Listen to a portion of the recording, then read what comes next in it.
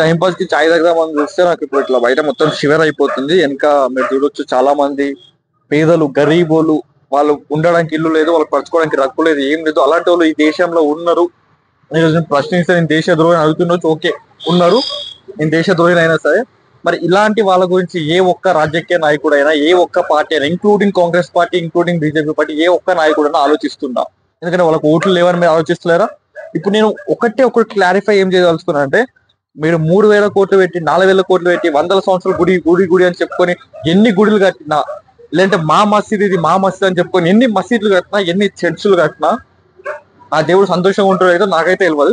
కానీ మీరు ఎప్పుడైతే ఇట్లా గరీబుల గురించి ఆలోచించి ఏ ప్రభుత్వం అయితే పనిచేస్తుందో, ఎప్పుడైతే ఈ దేశంలో ఉన్న గరీబత్వాన్ని దూరం చేస్తుందో, అప్పుడు మాత్రమే దేశం అభివృద్ధి చెందుతుంది. ఇప్పుడు మీరు చూడండి, ఇప్పుడు నాకు ఇప్పుడు కూడా అర్థం కాదు, మనకి ఇట్లా బయటకు వస్తే ఇప్పుడు రాత్రి 10 అవుతుంది, ఇప్పుడే చేతులు షివర్ అయితేనే మళ్ళీ పొద్దున మస్కులో వాళ్ళందరూ కూడా ఎంత కష్టపడుతారు. మీరు వందల కోట్లు ఖర్చు పెట్టి ఇట్లా టెంపుల్స్ కట్టే బదులు, అవి కట్టే బదులు మీరు దేవునికి ఏం కావాలో భక్తులు చూసుకుంటారు. మీ గవర్నమెంట్ దగ్గర నుంచి వచ్చే ఫండ్స్ ని మీరు ఏదైనా ఇట్లా బిల్డింగ్స్ లెక్క కట్టి అందులో ఇలాంటి హోమ్లెస్ పీపుల్ ని అందులో ఉండడానికి మీరు ప్లేస్ ఇస్తే, సపోర్ట్ ఇస్తే వాళ్ళు ఖచ్చితంగా ఉంటారు కదా.